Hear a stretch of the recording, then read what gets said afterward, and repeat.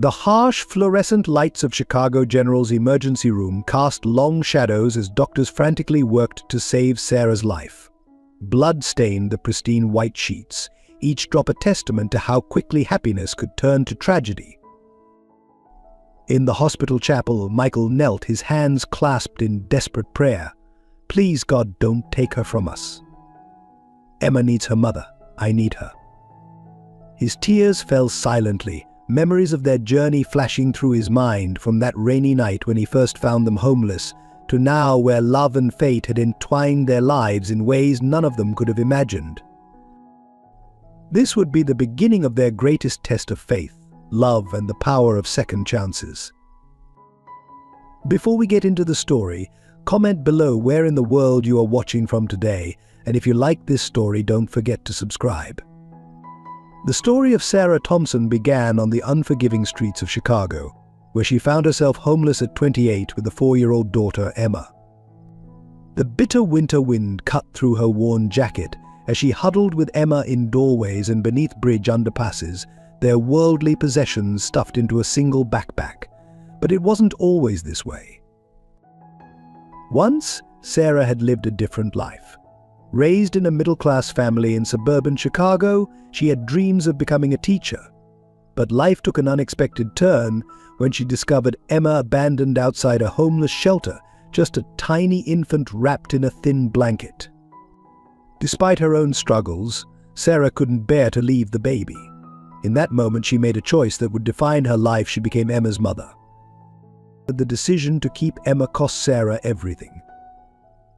Her minimum wage job couldn't cover the expenses of raising a child. One missed rent payment led to another, and soon they found themselves on the streets. Yet even in their darkest moments, Sarah never regretted her choice. Emma's smile was her light, her reason to keep fighting.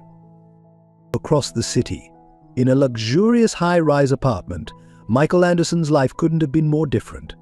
At 35, he was one of Chicago's most successful defense attorneys, known for his brilliant mind and unwavering integrity. But behind the polished exterior lay a man haunted by loss. 2 years earlier, Michael's wife Claire had died suddenly, leaving him alone in their perfectly appointed home. Her absence echoed in every room, in every carefully chosen piece of furniture they'd selected together. Since her death, Michael had thrown himself into his work, taking on high-profile cases defending corporate clients. Yet each victory felt hollow, each success adding to the emptiness inside. The corruption that plagued Chicago's political and business elite had long bothered Michael. He saw it in the cases that crossed his desk, evidence buried, witnesses silenced, justice denied. But he played his part, telling himself it was just how the system worked. Until the night he found Sarah and Emma. Linda Marshall, Sarah's mother, lived with her own regrets. She had stood by silently when her husband Frank kicked Sarah out, too afraid to defy him. Now, years later, she volunteered at local shelters, secretly hoping to catch a glimpse of her daughter, to find some way to make amends. Frank Marshall, once a respected private investigator, had uncovered a web of corruption that reached the highest levels of Chicago's government. His investigation had led him to Robert Caldwell, a powerful real estate developer with ties to organized crime. When Caldwell threatened his family, Frank made the devastating choice to push Sarah away, believing it would keep her safe. The local church community played its own role in this tapestry of lives. Father Thomas, the parish priest, had often seen Sarah and Emma at the soup kitchen. He offered what help he could, but Sarah's pride made her reluctant to accept charity. Still, he kept them in his prayers, believing that God had a plan for this brave young mother and her daughter. Emma, despite their circumstances, remained remarkably resilient.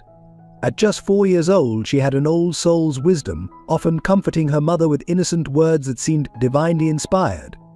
"Don't cry, Mummy," she would say on their hardest nights. "The angels are watching over us." The corruption that would eventually entangle them all had deep roots in Chicago's history. Caldwell's organization had spent decades building a network of influence, using construction projects to launder money and bribe officials. They operated with impunity, protected by powerful friends and the fear they inspired. Sarah's world and Michael's were about to collide in ways none of them could have predicted. The chance encounter on that rainy night would set in motion a chain of events that would expose long-buried secrets, test their faith, and challenge everything they thought they knew about love, family, and redemption. But before that fateful meeting, each of them had their own crosses to bear. Sarah struggled daily to keep Emma fed and warm, relying on her unwavering faith that tomorrow would be better. Michael wrestled with his conscience, questioning his role in defending the very system that oppressed people like Sarah. Linda lit candles in church, praying for forgiveness and a chance to reconcile with her daughter. The city itself seemed to hold its breath, as if aware that these lives were about to intersect in extraordinary ways. The gleaming skyscrapers towered over the homeless shelters, the corporate boardrooms housed decisions that affected those sleeping in doorways below. Chicago's extremes of wealth and poverty, power and powerlessness would provide the backdrop for a story of extraordinary courage, faith, and love. In her darkest moments, Sarah would remember her grandmother's words, "God never gives us more than we can handle." Even when we think we can't handle any more, those words would soon be tested in ways she could never have imagined, as would her faith, her strength, and her capacity for love. As Michael stood at his office window, looking out over the city he both loved and struggled with, he couldn't know that his life was about to change forever. That the woman and child huddled in a doorway below would soon challenge everything he thought he knew about justice, love, and the power of faith to transform lives. The stage was set for a story that would touch hearts, challenge beliefs, and remind everyone involved that God's plans often work in mysterious ways.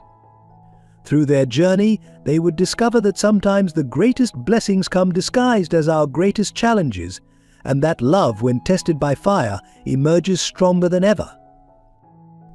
In the gathering darkness of that fateful evening, as rain began to fall over Chicago, destiny was about to bring these souls together in a dance of faith, love, and redemption that would change their lives forever. The morning dawned cold and gray over Chicago, a fitting backdrop for the nightmare that was about to unfold. Sarah had just dropped Emma off at the small church daycare center where Father Thomas had helped secure her a spot. With Michael's support, Sarah had started working at a local cafe, taking her first steps toward rebuilding their lives. "Be good, sweetheart," Sarah said, kissing Emma's forehead. "Mummy will pick you up after work." "I love you," Mummy Emma replied, her small arms wrapped tight around Sarah's neck.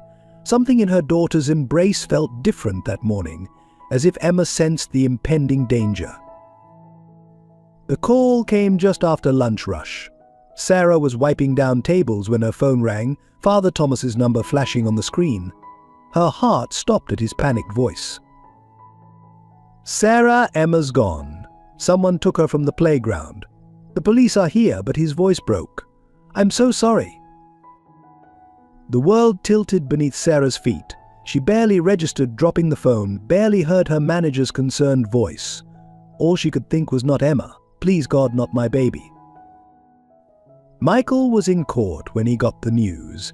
He immediately adjourned the hearing, racing to the church where he found Sarah collapsed in Father Thomas's office, surrounded by police officers. The moment she saw him, she flew into his arms. "They took her, Michael. They took my baby." Her voice was raw with desperation. "The police were professional but offered little hope. We're doing everything we can, Ms. Thompson, but without any witnesses." Michael's legal mind kicked into high gear. Security cameras? The church must have. "Disabled," one officer replied grimly. "Professionally done. These weren't amateurs." As Sarah sobbed in Michael's arms, Father Thomas knelt beside them, his rosary beads clicking softly as he prayed. The old priest's face was lined with guilt and worry. "This is my fault. I should have been watching more closely." But Michael's instincts told him this was no random kidnapping. The timing, the precision, this was connected to the corruption case they'd been investigating. His suspicions were confirmed when his phone buzzed with a text from an unknown number. The evidence for the child.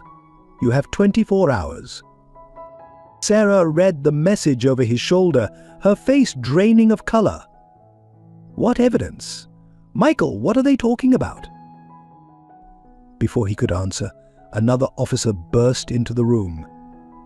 MS Thompson, we found something you need to see. They were led to the playground where Emma had been taken. There, tucked into a crack in the church wall, was a worn manila envelope. Inside was a birth certificate, Emma's real birth certificate. Sarah stared at the document, her hands shaking. This can't be right.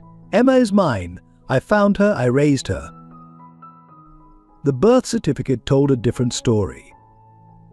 Emma's biological mother was listed as Catherine Wells, a name that made Michael's blood run cold. Catherine had been a key witness in a corruption case years ago, a witness who had mysteriously vanished before she could testify. Sarah, Michael said gently, I think there's something you need to know about Emma. But before he could continue, Sarah's phone rang again. This time a distorted voice spoke, now you know the truth. The child was never yours. Give us what we want, and maybe we'll let you say goodbye before we return her to her real family. Sarah's face hardened with a mother's fierce determination. No, she said, her voice steady despite her tears. Emma is my daughter, not by blood, but by love, by choice. Every night for 4 years I've held her through nightmares. I've gone hungry so she could eat. I've loved her with everything I have. No piece of paper can change that. Father Thomas placed a comforting hand on her shoulder. The Lord works in mysterious ways, my child. Perhaps this is a test of faith. Michael took charge of the situation. We need to move fast. Detective, I need everything you have on Catherine Wells. Father Thomas, please gather the church community. We need eyes and ears everywhere in this city. And Sarah. He took her hands in his. We're going to find her. I promise you that. The next few hours were a blur of activity. The church basement became their command center. Parishioners arrived in waves, offering help, bringing food, joining in constant prayer. Sarah sat in the middle of it all, clutching Emma's favorite stuffed rabbit, her lips moving in silent supplication. As night fell, Michael received another text with an address. Come alone, it read. Tell anyone, and the child dies. Sarah insisted on going with him, her eyes blazing with the same fire he'd seen when she'd fought to protect Emma on the streets. She's my daughter. I'm not staying behind. They knew it was probably a trap, but what choice did they have? As they drove through Chicago's darkening streets, Sarah's hand found Michael's. Whatever happened, she whispered, thank you for everything. For giving us a home, for loving Emma, for loving me. Michael squeezed her hand, his heart aching. We're going to get through this, all of us, together. The address led them to an abandoned church on the city's south side. As they approached the weathered doors, Sarah's grip on Michael's hand tightened. Inside, the air was heavy with dust and lost prayers. Hello, Sarah's voice echoed in the empty space. We're here, please. Just let me see my daughter. A figure stepped out of the shadows, Robert Caldwell himself, his expensive suit incongruous in the decrepit setting. MS Thompson. Mr. Anderson. How touching to see you both here. Where is she? Sarah demanded, taking a step forward. Where's my daughter? Caldwell's smile was cold. Your daughter? I think we both know she was never truly yours. But don't worry, she's being well cared for by people who have a real claim to her. Michael moved protectively in front of Sarah. This isn't about Emma, is it? This is about what Frank discovered, about what you've been trying to hide all these years. Very good, Counselor Caldwell sneered. You see, Catherine Wells wasn't just any witness. She was my daughter. And that makes little Emma my granddaughter. I've spent years trying to find them both. Imagine my surprise when I discovered the child living with a homeless woman who had no legal right to her. Sarah's voice shook with emotion. You're wrong. Love gives me the right. Faith gives me the right. Every sacrifice I've made, every night I've held her, every prayer I've prayed, those give me the right. Where is my daughter? As if in answer to her plea, a small voice called out from the darkness, Mummy. Emma. Sarah's cry echoed through the church as her daughter ran from behind a pillar, straight into her arms. They clung to each other, both crying, as Michael moved to shield them from Caldwell. But this reunion was just the beginning. As police sirens wailed in the distance, all of them knew that their greatest challenges and most profound revelations still lay ahead. The truth about Emma's past would shake their world to its foundations, testing their faith, their love, and their understanding of what truly makes a family. The reunion in the abandoned church was short-lived. As police sirens grew louder, Caldwell's men emerged from the shadows, guns drawn. In the chaos that followed, shots were fired. Sarah felt a searing pain in her side as she shielded Emma with her body. The last thing she heard was Michael's desperate cry and Emma's terrified scream before darkness claimed her. Sarah floated in a realm between life and death. In this space she saw visions: her mother Linda praying by her bedside, Michael holding her hand, Emma's tears. She heard Father Thomas's voice reciting last rites, felt the cool touch of holy water on her forehead. Most vividly she saw Claire, Michael's late wife, bathed in ethereal light. Take care of them, Claire's spirit seemed to whisper. They need you. It's not your time yet. Meanwhile, Michael faced his own crisis. The stress of the shooting and Emma's kidnapping had triggered a collapse. As doctors rushed him into emergency surgery for a previously undetected brain tumor, he too hovered between worlds. In the hospital waiting room, an unlikely group gathered. Linda and Frank, reunited by crisis. Father Thomas, leading prayers. Even Caldwell, under police guard, seemed shaken by the violence his actions had unleashed. Emma sat quietly between her grandparents, her small hands clutching her rosary, praying with a child's pure faith. Please, God, she whispered, save my mummy and daddy. The word daddy caught everyone's attention. It was the first time Emma had referred to Michael that way. Linda pulled her granddaughter close, tears streaming down her face. When did you start calling Michael daddy? She asked softly. Emma's reply was simple: in my heart. He always was. Hours passed like years. Doctors came and went, their faces grave. Sarah had lost a dangerous amount of blood. Michael's tumor was more complex than initially thought. Both were fighting for their lives. Father Thomas gathered the group in the hospital chapel. In times of greatest darkness, he said, faith shines brightest. Let us pray not just for healing, but for understanding of God's plan. As they prayed, Sarah experienced something profound in her unconscious state. She saw her life flash before her: finding Emma, the struggles on the street, meeting Michael, their growing love. But she also saw something more: the bigger picture of how all their lives were interconnected. She understood now why she had found Emma that day. How God had used her own homelessness to position her to save this precious child. How every hardship had strengthened her for this moment. Michael, in his own unconscious state, had similar revelations.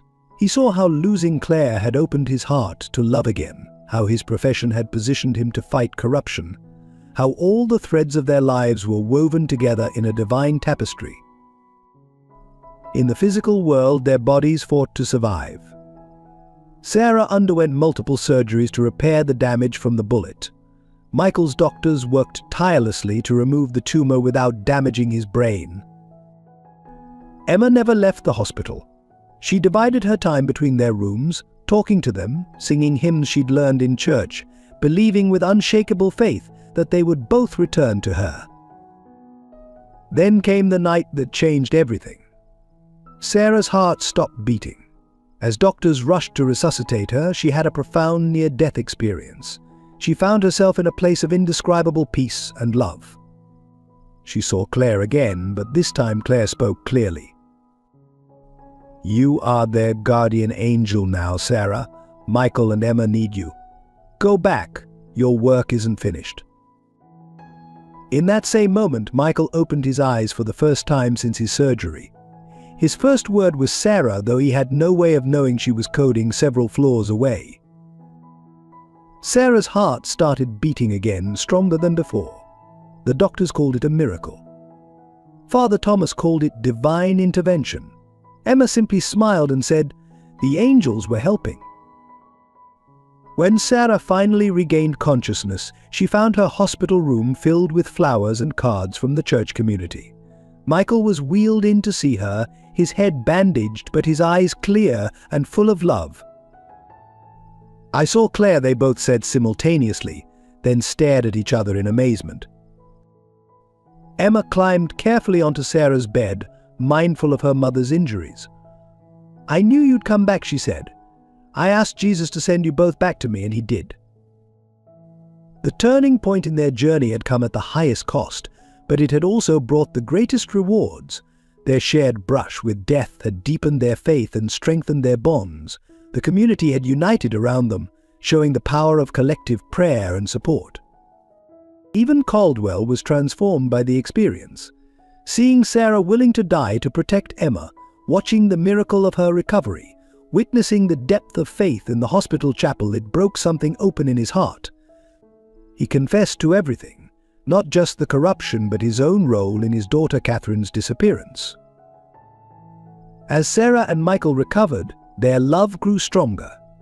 Their shared experience had given them a profound appreciation for life, for faith, and for the mysterious ways God works in bringing people together.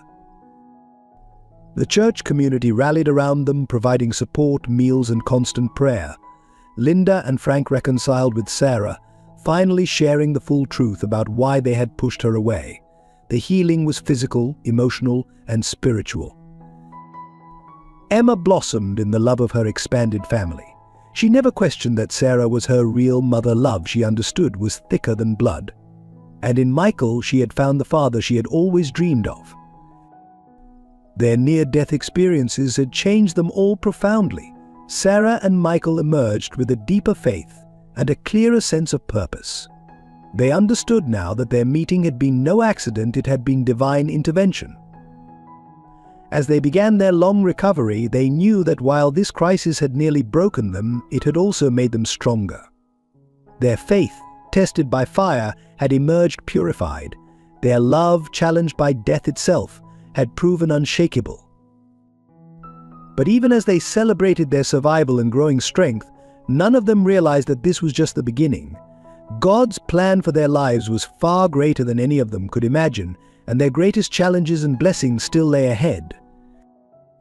The turning point had come at a terrible cost, but it had set them on a path toward a future filled with hope, purpose, and the kind of love that only grows stronger through adversity. Their story had become a testimony to the power of faith, the strength of love, and the mysterious ways in which God brings healing to broken lives. The morning Sarah discovered she was pregnant was bittersweet. Standing in the hospital bathroom, staring at the positive test, her hands trembled with a mixture of joy and fear. Michael was still recovering from his brain surgery, his memory fragile and inconsistent. Some days he recognized her instantly, his eyes lighting up with love. Other days he stared at her with confusion, asking why Claire wasn't there. "Dear God," Sarah whispered, her hand resting on her still flat stomach, "give me strength." The doctors had warned them that pregnancy would be high risk given Sarah's recent injuries and Michael's ongoing treatment. But there was something miraculous about this new life growing inside her, a sign of hope amid their struggles. Emma, now 5, seemed to sense the change in her mother before Sarah even told her. One morning, as Sarah helped her dress for school, Emma placed her small hand on Sarah's stomach and smiled. "There's an angel in there, isn't there, Mummy?" Sarah's eyes filled with tears. "Yes, sweetheart. Would you like a little brother or sister?" Emma's face lit up. I've been praying for one." The joy of their moment was interrupted by sounds of distress from Michael's room. Sarah rushed in to find him agitated, his eyes wild with confusion. "Claire," he called out. "Claire, where are you?" Sarah's heart broke as she approached him carefully. "Michael, it's Sarah. Claire. Claire is with God now, remember." The look of devastation on his face was unbearable. "Sarah?" I don't," he clutched his head in frustration. "Everything's so foggy." Linda, who had been helping care for them since their release from the hospital, appeared in the doorway. Her face tightened with concern as she observed the scene. "Sarah, you need to rest. Think of your condition." "What condition?" Michael asked, his confusion deepening. Before Sarah could respond, Linda pulled her into the hallway. "You haven't told him yet, have you?" Sarah shook her head, tears streaming down her face. "How can I? Some days he doesn't even remember who I am, and now with the baby." Linda's expression softened. "Oh, my dear girl, come here." She pulled Sarah into a tight embrace. "God never gives us more than we can handle, remember." But even Linda's faith was tested when she received an unexpected visit from her church friends. The ladies' circle had always been a source of support, but today their concerns ran deeper. "Linda," Mrs. Peterson began gently, "we're worried about Sarah. Is it appropriate for her to marry Michael in his condition, and now with a baby on the way?" "What exactly are you implying?" Linda's voice was sharp. "Only that perhaps she's taking advantage. A wealthy man, mentally compromised. It doesn't look right." Linda felt her face flush with anger. "My daughter is a woman of faith and integrity. How dare you suggest?" "We're only thinking of the church's reputation," another woman interjected. "And of course little Emma's welfare." The conversation spread through the church community like wildfire. Some stood firmly behind Sarah and Michael, seeing their love as divinely ordained. Others whispered about scandal and impropriety. Father Thomas found himself mediating increasingly heated discussions. "Judge not," he reminded his congregation, "lest ye be judged." Meanwhile, Emma was facing her own challenges at school. The other children had heard their parents talking, and kids can be cruel. One day she came home in tears. "Jenny said Daddy doesn't really love us," she sobbed. "She said he only lets us stay because he's sick and can't remember his real wife." Sarah held her daughter close, fighting back her own tears. "Emma, love isn't just about remembering. It's about feeling in your heart. And Michael's heart remembers us, even when his mind gets confused." The pregnancy progressed, bringing its own complications. Sarah suffered from severe morning sickness and fatigue. The doctors monitored her closely, concerned about the strain on her still healing body. One particularly difficult morning, as Sarah knelt in prayer by her bed, Michael appeared in the doorway. His eyes were clear, present one of his good days. "Sarah," he said softly, "I remember something. Not everything, but something important." He knelt beside her, taking her hands in his. "I remember loving you. Even when everything else is foggy, that feeling, it's always there." Sarah broke down, telling him about the baby through her tears. To her surprise, Michael smiled. "A baby?" "Our baby." His hand gently touched her stomach. "I may not remember everything, but I know this is a blessing." Their moment of joy was interrupted by a call from James, Michael's law partner. The firm's partners had voted, given Michael's condition, they wanted him to take a permanent leave of absence. The news hit hard, threatening their financial security just when they needed it most. Linda suggested they move in with her permanently, but Sarah resisted. "We need to fight for our independence, Mom, for our family." The church community remained divided, but something unexpected began to happen. Those who had doubted their love witnessed Michael's gradual improvement, saw how he responded to Sarah's presence even on his worst days. They watched Emma's unwavering faith in both her parents and they began to understand that love transcends memory. Sarah found strength she didn't know she possessed. She took on part-time work from home, coordinating the church's outreach programs while caring for Michael and Emma. Her growing belly became a symbol of hope, a reminder that life continues even in the midst of struggles. Michael had more good days than bad as time passed. His memories began to return slowly, though some remained forever lost.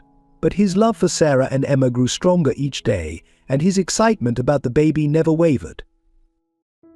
One Sunday morning, as they sat in church together, Michael suddenly squeezed Sarah's hand. "I remember our first meeting," he whispered, "in the rain. You were so proud even then, so strong."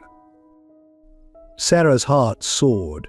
It was the first specific memory he'd recovered of their time together. "You saved us that night," she replied softly. Michael shook his head. "No, you saved me, you and Emma. You brought me back to life after Claire."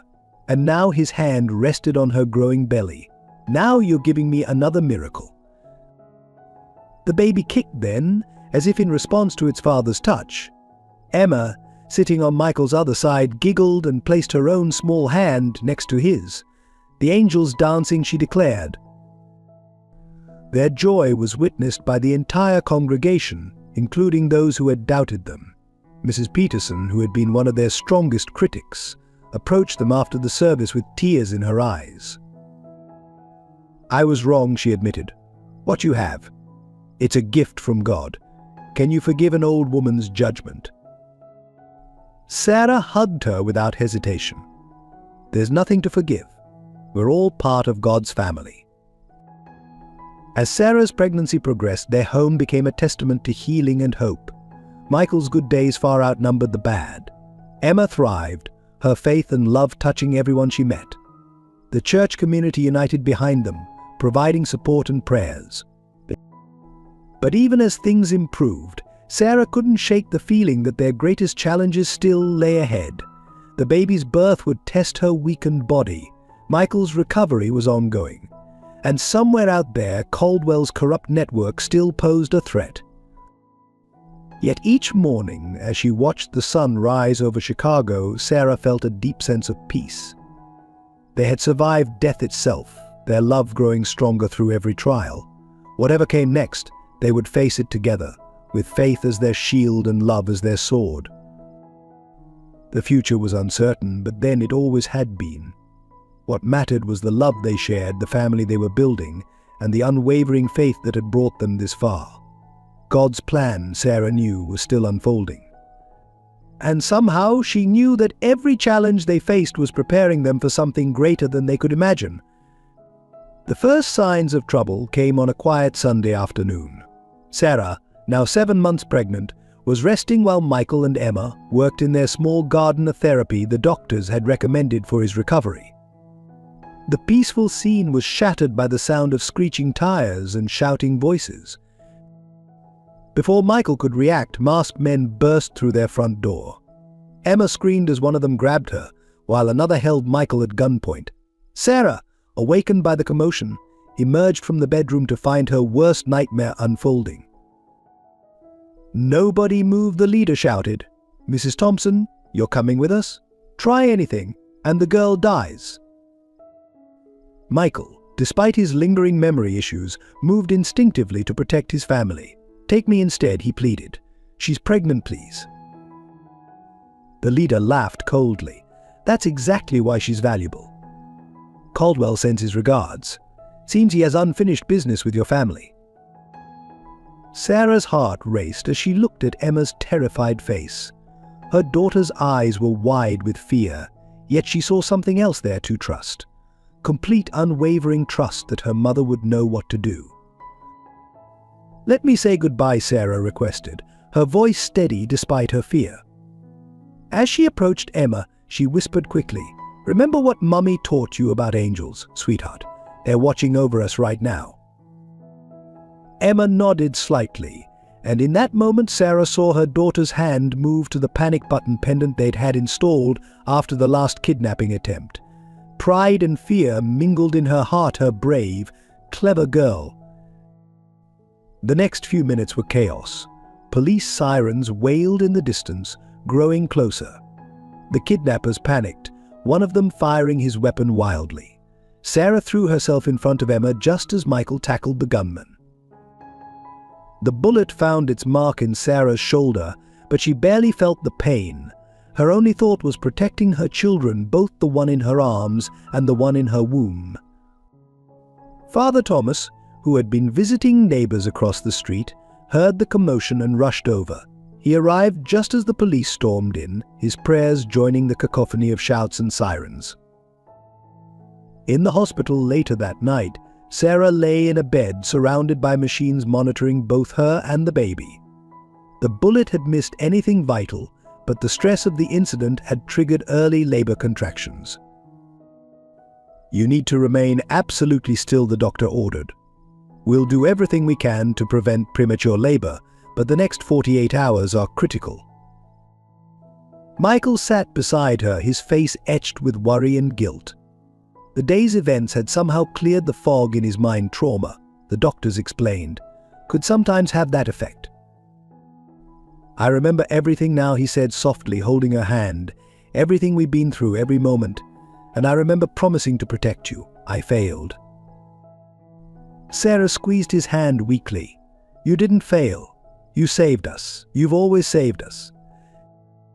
Emma, being watched over by Linda in the waiting room, had shown remarkable courage throughout the ordeal. When the police interviewed her, she spoke with a clarity that amazed everyone. "I wasn't scared," she told them. "Well, maybe a little. But I knew God wouldn't let anything bad happen to my family. And I remembered what Daddy taught me about being brave." The attack had another unexpected effect. It united the entire church community behind them. Even those who had doubted their relationship now saw the depth of their love and commitment to each other.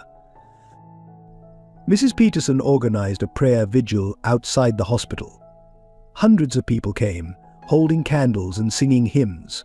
The light from their candles illuminated the darkness, a beacon of hope in their darkest hour. Detective Rodriguez, who had been investigating Caldwell's organization, arrived with news. "We've tracked down the gunmen," he reported. "They've agreed to testify against Caldwell. This might be the break we've been waiting for." But Sarah and Michael knew it wasn't over.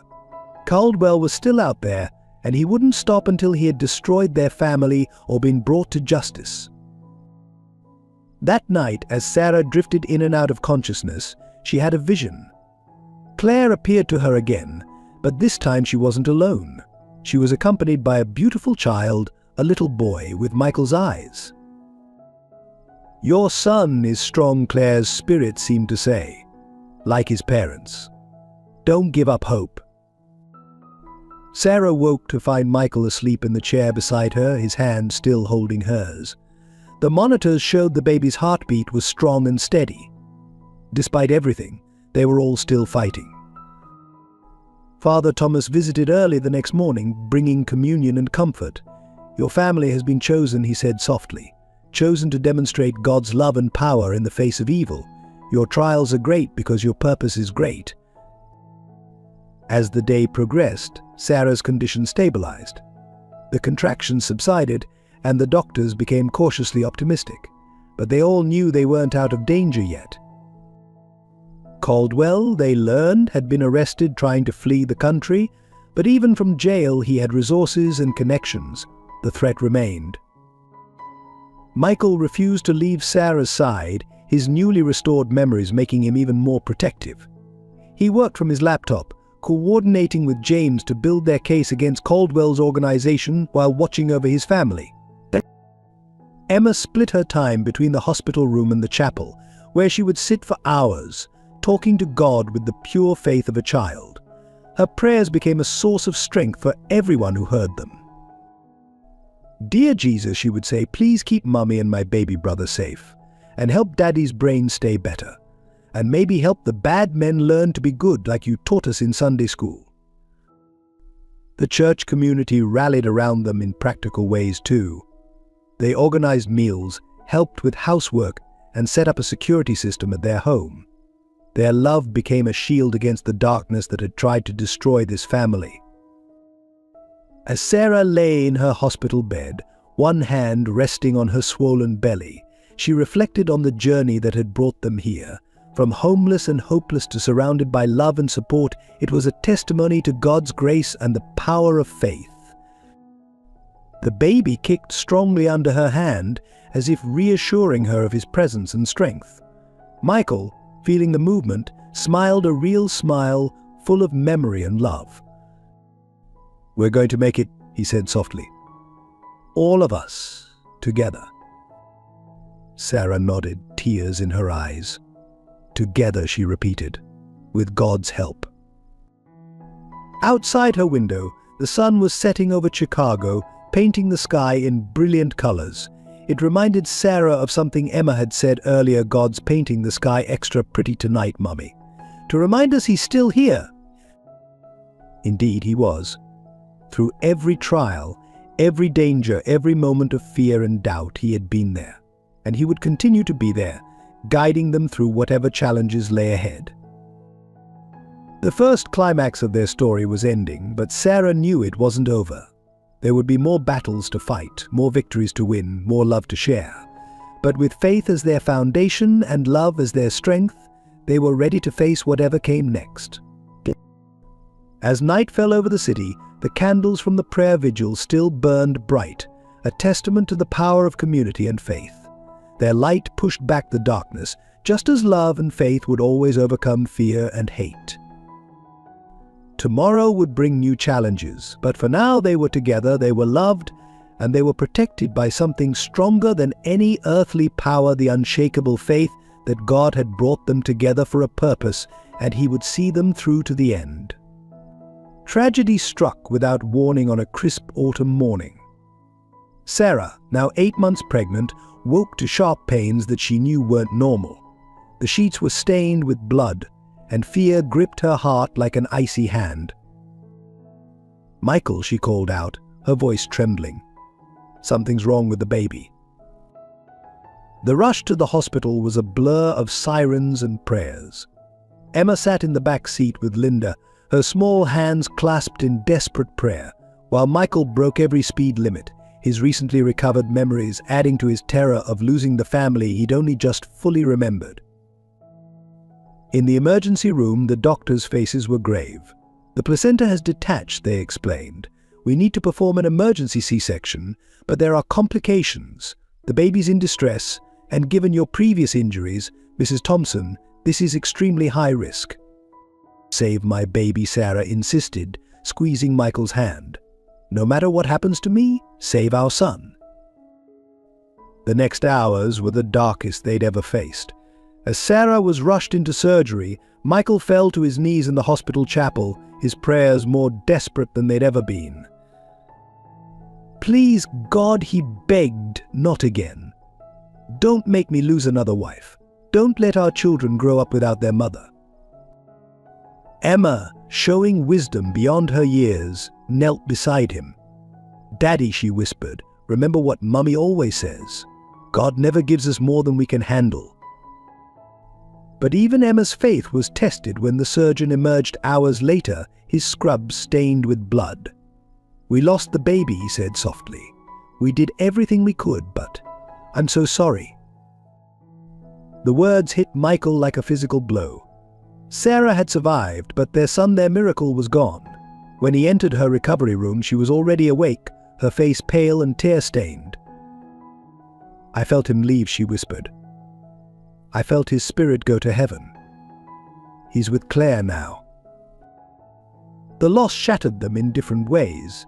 Michael withdrew into himself, his newly recovered memories now a curse as he remembered every moment of joy and anticipation they'd shared about the baby.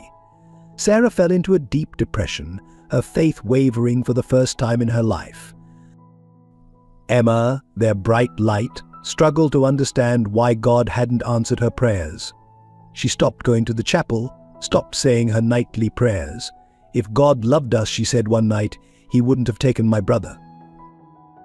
The church community rallied around them, but their well-meaning words often caused more pain than comfort. "It's God's will," they would say, or "he's in a better place." Sarah wanted to scream that no place was better than in her arms. Linda watched helplessly as her daughter retreated further into grief. The strain began to show in other ways too. Michael's memory issues returned, triggered by the trauma. He would wake in the night confused, calling for Claire or searching for a baby that would never cry. Father Thomas visited regularly, offering comfort and counsel. Sometimes he said gently, "Our greatest tests come not in the fighting, but in the surviving. In choosing to believe even when belief seems impossible." The baby's funeral was small and quiet. They named him Matthew, Gift of God, and buried him with the tiny blue blanket Sarah had knitted during her pregnancy. As they stood by the tiny grave, snow began to fall, covering everything in a blanket of white. That night, Sarah had a dream that felt more real than reality. She saw Claire again, but this time Claire was holding a baby, their baby.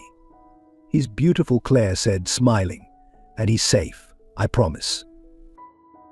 The dream brought some comfort, but the pain remained. Sarah struggled to look at pregnant women or babies. She avoided the hospital where she'd lost Matthew, taking long detours around it when necessary.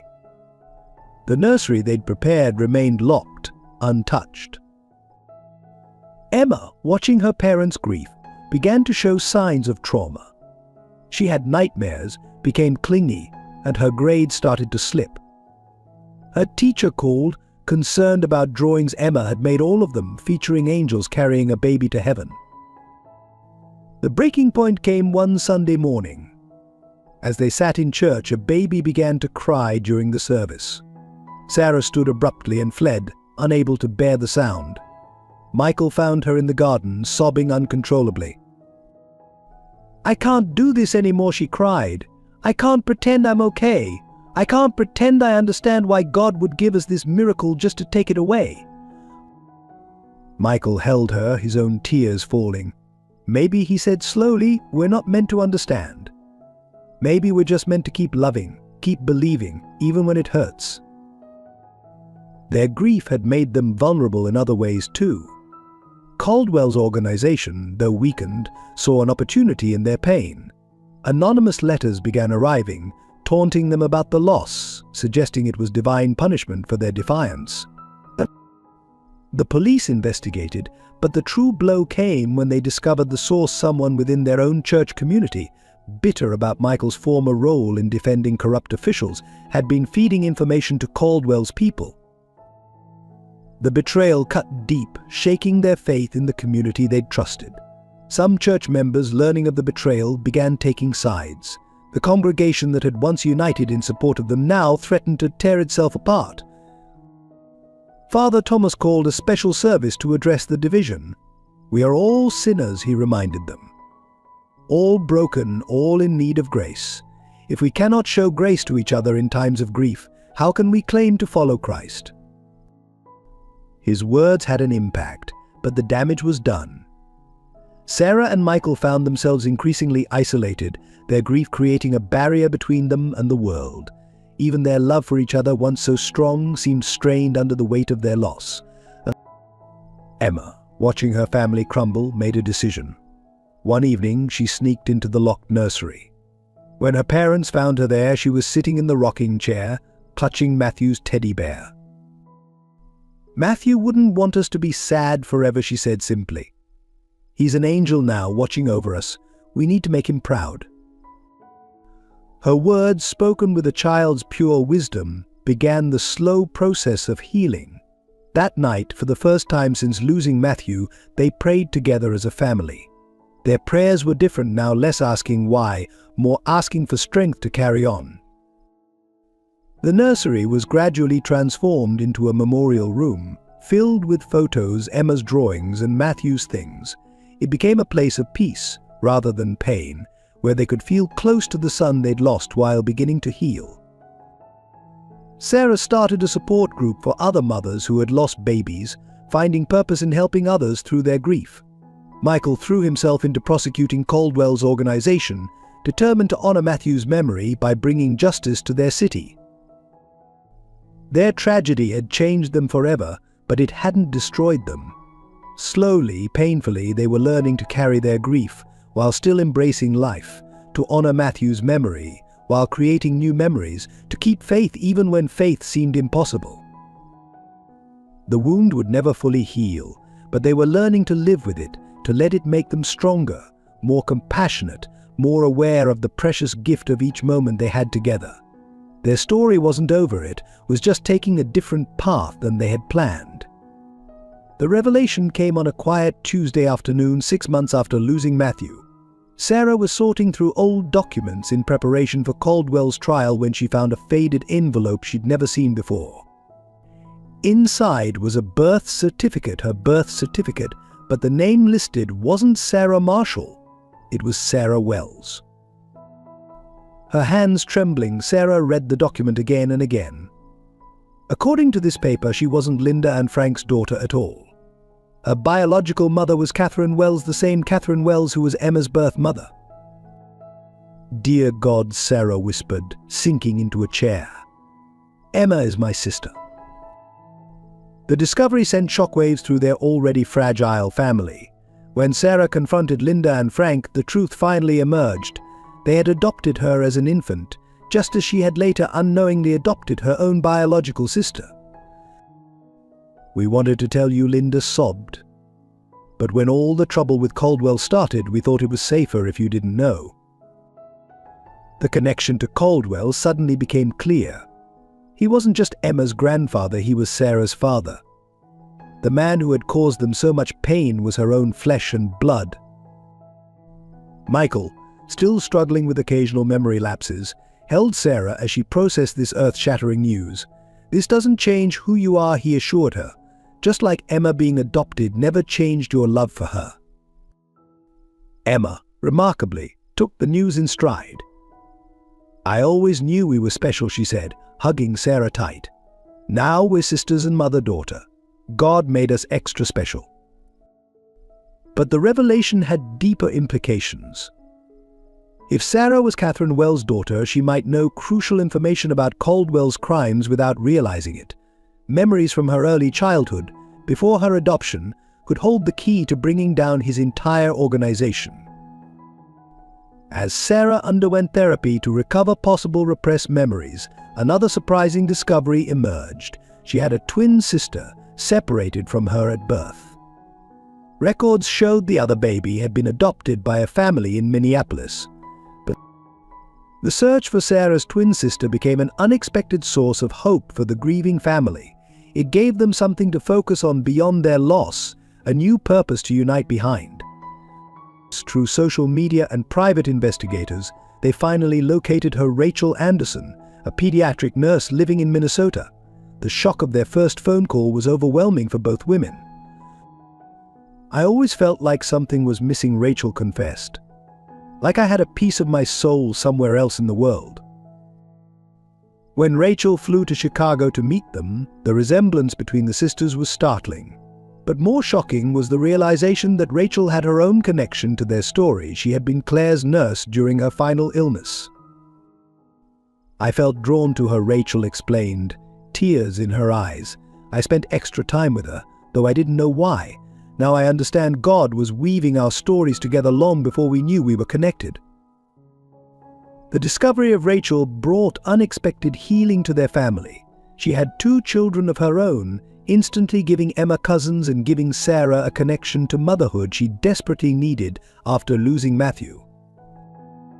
But perhaps most significantly, Rachel had information about Catherine Wells. Their biological mother hadn't vanished willingly. Caldwell had forced her into hiding to protect her daughters from his enemies. "She's alive," Rachel revealed. "She's been watching over all of us from a distance, waiting for the right time to come forward." This news gave them new strength for the battles ahead. They weren't just fighting Caldwell's corruption anymore, they were fighting to reunite a family torn apart by his crimes.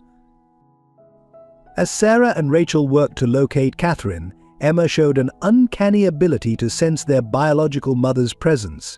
"She's closer than you think," Emma would say. "The angels told me so." Their journey had taken an unexpected turn, revealing that God's plan was far more intricate than any of them had imagined. The very trials that had nearly broken them had been preparing them for this moment of discovery and reunion. The family they were building wasn't bound by traditional definitions of blood or marriage. It was a tapestry of love, loss, faith, and redemption, woven together by a divine hand that had been guiding them all along. As they moved forward with their search for Catherine, they held onto the truth that had sustained them through every trial. Family isn't just about biology. It's about the connections we choose to nurture, the love we choose to give, and the faith that helps us recognize God's hand in every unexpected turn of our journey. The final confrontation with Caldwell's organization came at the most unexpected moment. Sarah and Rachel had tracked their mother Catherine to a small convent outside Chicago, where she had been living under the protection of the Sisters of Mercy. The reunion was emotional, filled with tears and long withheld explanations. "I've watched you both from afar," Catherine told her daughters, her voice trembling. "Every important moment of your lives I was there, praying for you, loving you from a distance." But their tearful reunion was interrupted by the sound of screeching tires and shouting voices. Caldwell's men had followed them, and now the convent was surrounded. "Get down," Michael shouted as bullets shattered the stained glass windows of the convent chapel. The sisters quickly led them to a hidden basement, a remnant from the Underground Railroad days.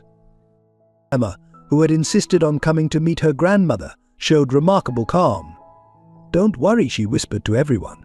"I saw this in a dream. God showed me we'll be okay." Above them, they could hear the sound of Caldwell himself, his voice carrying through the old building. "Catherine, it's time to end this. Our daughters deserve to know the truth." Sarah and Rachel exchanged glances. What truth could be left to reveal? Catherine's face was pale but determined. "He's right about one thing, it's time for the truth." All of it, she took a deep breath. Caldwell isn't the monster in this story. He's been protecting us all along. The revelation stunned everyone into silence. Catherine explained that years ago, she had uncovered evidence of corruption reaching to the highest levels of government. Caldwell's apparent crimes had been an elaborate cover designed to protect his family while he gathered evidence. "The real enemies are still out there," Catherine said. "And they're here now, using Caldwell's men as cover to find us." As if to confirm her words, new voices could be heard above unfamiliar ones, speaking in cold, official tones. The sound of gunfire erupted again, but this time Caldwell's men were shooting back, protecting the convent. Father Thomas, who had followed them to the convent, pulled out his phone. "The police chief is a friend," he said. "A good man. I'm calling him directly." The next hours were chaos. The convent became a battleground between Caldwell's protective force and the corrupt officials trying to silence Catherine. The sisters moved calmly through the violence, tending to the wounded on both sides, their faith a steady anchor in the storm. Sarah found herself praying harder than she ever had before. Not just for survival, but for understanding. How many times had their family been torn apart and reunited? How many supposed enemies had turned out to be protectors? Michael, his legal mind racing, realized the implications. "The evidence," he said suddenly. "Everything we've gathered for the trial, it's not to convict Caldwell, it's to protect him, to prove his innocence." Rachel, using her medical training, helped the sisters treat the wounded. Among them was one of the corrupt officials who, facing death, chose to confess. His detailed admission was recorded by Father Thomas, another piece of evidence in their growing arsenal of truth. Emma, watched over by several sisters, continued to show remarkable insight. "Grandpa Caldwell has sad eyes," she observed, "like he's been carrying a heavy cross, like Jesus." The siege lasted through the night. By dawn, the corrupt officials had been arrested or fled. Caldwell, wounded but alive, finally faced his daughters. "I wanted to tell you," he said, his voice rough with emotion. "Every time I saw you suffering, I wanted to explain. But keeping you in the dark was the only way to keep you safe."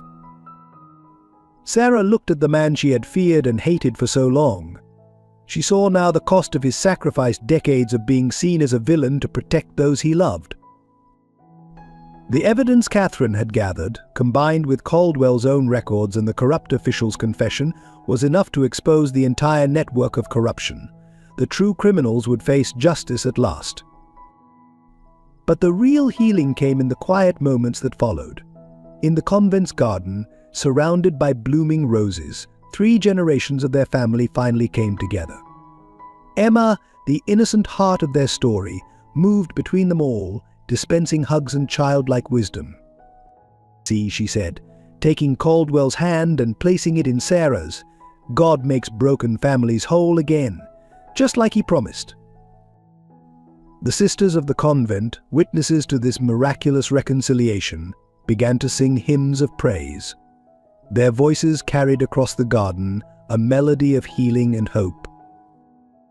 Michael watched his wife embrace her true father, saw the years of pain and misunderstanding melt away in the light of truth and forgiveness. His own journey of healing and recovered memories had prepared him to understand the complexity of their story. Rachel, standing with her own children, who had been brought to the convent after the danger passed, completed the family circle. "God's plan was bigger than any of us could have imagined," she said softly. Catherine looked at her daughters, her granddaughter, her extended family with tears of joy. All those years of separation, she said, were leading to this moment, to a reunion that would heal not just our family, but our entire city. The exposure of the true corruption led to widespread reforms in Chicago's government. Caldwell's reputation was restored, and his years of undercover work were finally recognized. The truth had indeed set them all free. Father Thomas, watching the family's reconciliation, spoke of divine providence.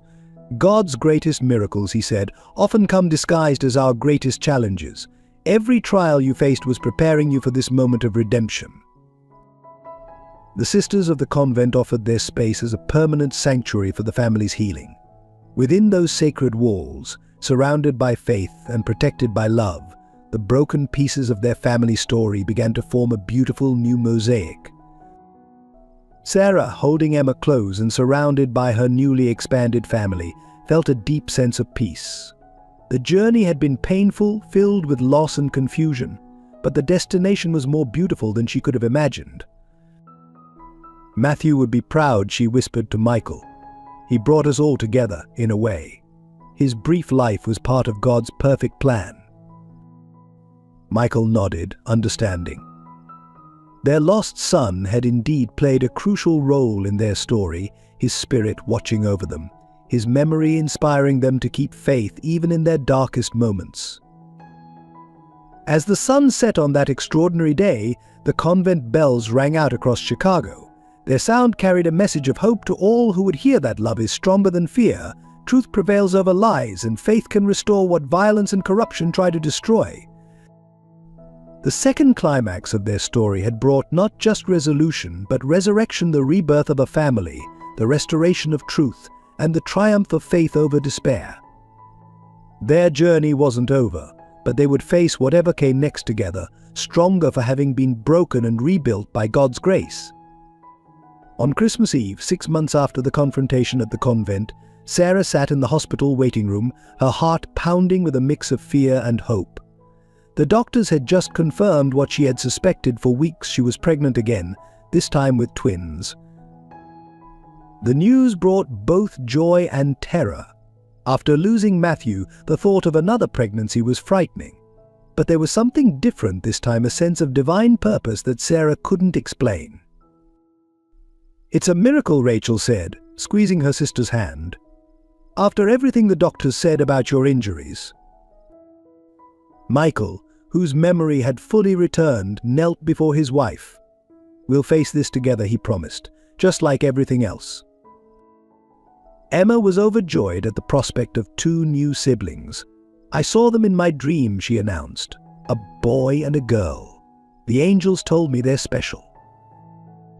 The pregnancy was high risk, requiring Sarah to spend the last 3 months at the convent under the sisters' care. The peaceful environment, filled with prayer and gentle support, became a sanctuary for the entire family. Caldwell, now fully cleared of all charges and restored to his position, visited regularly. The transformation in him was remarkable. The stern, feared businessman had become a doting father and grandfather, his face softened by love and forgiveness. One evening, as Sarah rested in the convent garden, Catherine shared a stunning revelation. "There's something you need to know about the twins," she said softly. "In our family, twins are considered a divine blessing. They only come when God has a special purpose." She went on to explain that every generation of their family had experienced some form of twin birth, each pair marked by an unusual spiritual connection. "Your birth was no exception," she told Sarah and Rachel. "And now your twins will carry on this legacy." The knowledge added another layer of meaning to Sarah's pregnancy. The sisters of the convent, recognizing the spiritual significance, surrounded her with constant prayer and support. As her due date approached, Sarah experienced a profound dream. Claire appeared to her again, but this time she wasn't alone. Matthew was with her, no longer a baby, but a beautiful young boy. "Don't be afraid, Mom," he said in the dream. "I'm sending you 2 angels to take my place. I'll always be their big brother, watching over them from heaven." When Sarah went into labor, the whole family gathered at the convent. Emma sat in the chapel with Father Thomas, leading prayers. Michael and Rachel stayed by Sarah's side, while Catherine and Caldwell waited anxiously nearby. The birth was difficult but miraculous. Against all odds, both babies were born healthy, a boy and a girl, just as Emma had predicted. They named the boy Matthew, after their angel in heaven, and the girl Claire, honoring the woman who had watched over their family from above. But the real miracle came moments after the births. As the twins were placed in their parents' arms, a shaft of sunlight broke through the clouds, illuminating the room. The sisters later swore they heard angelic voices joining their prayers of thanksgiving. Emma, meeting her new siblings, touched their faces gently. "They have heaven's light in their eyes," she said with certainty, "just like in my dream." The twins' arrival marked a new chapter in their family's story. The convent, which had been their sanctuary during the pregnancy, became a regular gathering place for family celebrations and prayer. Michael, inspired by their journey, left corporate law to establish a foundation helping families affected by corruption and injustice. The foundation, named Matthew's Light, became a beacon of hope in Chicago. Sarah and Rachel's bond grew stronger, their twin connection deepening as they raised their children together. Catherine and Caldwell, finally free to be the parents they'd always wanted to be, devoted themselves to their expanding family. The church community, witnessing this story of redemption and renewal, was transformed. Father Thomas often spoke of their family as a living testament to God's ability to bring beauty from ashes. But perhaps the most remarkable transformation was in Emma. Now 7, she showed an extraordinary ability to comfort others in pain. People said she had a gift, a special connection to heaven that allowed her to see God's purpose in even the darkest situations. 1 year after the twins' birth, the family gathered at the convent for their baptism. As Father Thomas performed the ceremony, Emma suddenly gasped, pointing to a corner of the chapel. "Look," she exclaimed. "Matthew and Aunt Claire are here. They're smiling." Though only Emma could see them, everyone present felt an unexplainable warmth and peace fill the chapel. The twins, as if sensing their heavenly visitors, cooed and reached toward the spot Emma had indicated. That moment became a symbol of their family's extraordinary journey, a testament to the way heaven and earth had worked together to bring healing, redemption, and new life from the ashes of their trials. As Sarah held her twins that day, surrounded by the family God had miraculously brought together, she understood that their story was far more than a tale of survival. It was a living testimony to the power of faith, the strength of love, and the endless possibilities that emerge when we trust in God's perfect plan. The twins, with their special connection to heaven, would grow up knowing they were part of a larger story, one that spanned generations and reached beyond the veil separating earth from heaven. They were living proof that God's miracles never cease, and that love, in its purest form, can transform even the deepest wounds into channels of blessing.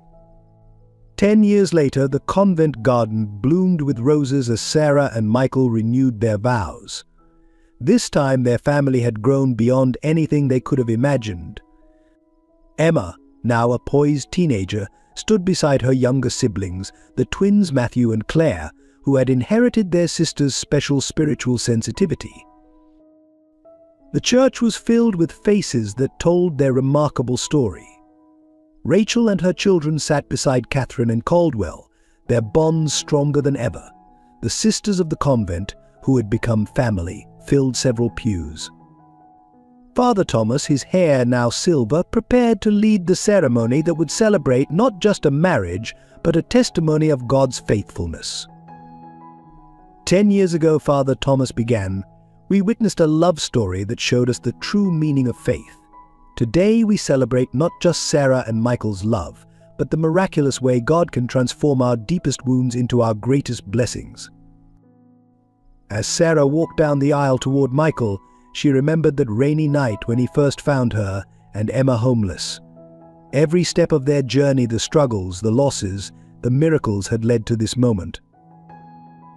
The Matthews Light Foundation had grown into a powerful force for good in Chicago.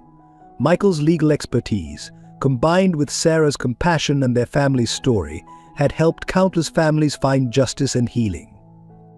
The corrupt system they had fought had been transformed into a model of reform for other cities. Emma, who had recently turned 17, had developed her gift for spiritual insight into a ministry of her own.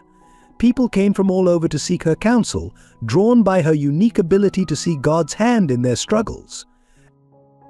The twins, now 10, were extraordinary in their own right. Like Emma, they seemed to have one foot in heaven and one on earth. They often spoke of their conversations with their brother Matthew and Aunt Claire, bringing comfort to those who had lost loved ones. During the vow renewal ceremony, as Sarah and Michael recommitted their lives to each other, a magnificent rainbow appeared in the cloudless sky. Emma squeezed the twins' hands, sharing a knowing look. They could see what others couldn't, the spirits of Matthew and Claire, joining in the celebration. Love, Father Thomas said, is not just a feeling. It's a choice we make every day. Sarah and Michael have shown us that true love, grounded in faith, can overcome any obstacle. The reception that followed was held in the convent gardens. The sisters had outdone themselves, transforming the space into a paradise of flowers and lights. As the sun set, casting a golden glow over the gathering, Caldwell stood to make a toast. 10 years ago, he said, his voice thick with emotion, I was seen as an enemy to this family. Today I stand here as a father, grandfather, and witness to God's amazing grace. Our family story proves that no one is beyond redemption, and no wound is too deep for God to heal. Catherine followed her husband's toast with one of her own. To our daughters, she said, looking at Sarah and Rachel, who showed us that love is stronger than fear. To our grandchildren, who remind us daily of heaven's nearness. And to all who have been part of this journey, thank you for believing in miracles. The Matthews Light Foundation announced a new initiative that evening, the construction of a community center adjacent to the convent. It would provide housing for homeless families, legal aid for the oppressed, and spiritual counsel for the brokenhearted. This center, Michael announced, will be a place where other families can find the same hope and healing that we found. A place where God's light can shine into the darkest situations. As the evening drew to a close, Emma gathered everyone around for a special moment. The twins, holding hands, began to sing a hymn they said Matthew had taught them in a dream. The pure, heavenly sound of their voices brought tears to every eye. Sarah and Michael held each other close, marveling at the family God had given them. Their journey had been marked by both sorrow and joy, loss and gain, death and resurrection. But through it all, their faith had not just survived, it had flourished. The convent bells rang out across Chicago, their sound carrying a message of hope to all who would hear. The sisters joined hands with the family, forming a circle of love and faith that had grown from the smallest seed of compassion on a rainy night. "Our story," Sarah said softly to Michael, "is really just beginning. Every end is just a new beginning when God is writing the story." Michael nodded, looking at their children, Emma with her spiritual wisdom, the twins with their heavenly connection, and the countless lives touched through their foundation. "And what a story he has written," he replied. As night fell over the convent garden, stars seemed to dance in the sky. Emma and the twins smiled up at the heavens, waving to the angels only they could see. Their family's journey had become a testament to the truth that faith, hope, and love never fail, and that God's greatest miracles often come disguised as our deepest wounds. The end of their story was really just the beginning of countless others, as their testimony of God's faithfulness continued to inspire and transform lives across the city. Their legacy would live on through their children, their foundation, and the countless souls who found hope in their story of redemption and grace. For in the end, their story was not just about one family's journey from tragedy to triumph. It was about the endless possibilities that exist when we trust in God's perfect plan, even when that plan leads us through valleys of shadow before bringing us to mountains of light. Sacred wounds, a message of hope and faith. Sometimes our deepest pain becomes our greatest purpose. Like Sarah and Michael's journey, your struggles aren't just random acts of fate, they're sacred wounds that God will transform into channels of blessing. I think of that moment when you felt most alone, most broken. Like Sarah, homeless with Emma on that rainy night. Like Michael, grieving Claire's loss. Like their heartbreak when they lost baby Matthew. These aren't just moments of pain, they're holy ground where God is writing a larger story. Your tears, your sleepless nights, your unanswered prayers, they're not unnoticed. Every tear you've shed is counted. Every broken piece of your heart is precious in God's eyes. Just as He wove Sarah and Michael's broken pieces into a masterpiece of redemption, He's weaving your pain into something beautiful. Remember Emma's childlike faith, seeing angels when others saw only darkness. Your darkest valleys might be preparing you for your greatest mission. Your wounds might become someone else's healing. Your story of survival might become someone else's hope. Like the twins being born after the loss of Matthew, sometimes our greatest blessings come disguised as our deepest sorrows. That relationship that broke you, that dream that died, that loss that seemed unbearable, these are the very places where God plants the seeds of miracles. To those feeling lost tonight, wondering if God has forgotten you, He hasn't. Like Sarah finding her true family, your journey might be leading you to a destiny greater than you could imagine. Your broken road might be a bridge to someone else's salvation. Your faith in the darkness, your courage to keep believing when everything seems hopeless, this is holy ground. Every step of trust, every moment you choose to believe despite your pain, is building a testimony that will outlive you. So hold on, precious soul. Like the convent bells ringing hope over Chicago, your story of survival will someday ring hope into another's darkness. Your tears are watering the garden of your future testimony. Your wounds are being transformed into windows through which God's light will shine to others.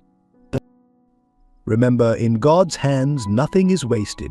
Not your pain, not your past, not your broken dreams. Just as He turned Sarah and Michael's story of homelessness and loss into a legacy of hope through Matthew's light foundation, He can turn your tragedy into triumph, your pain into purpose.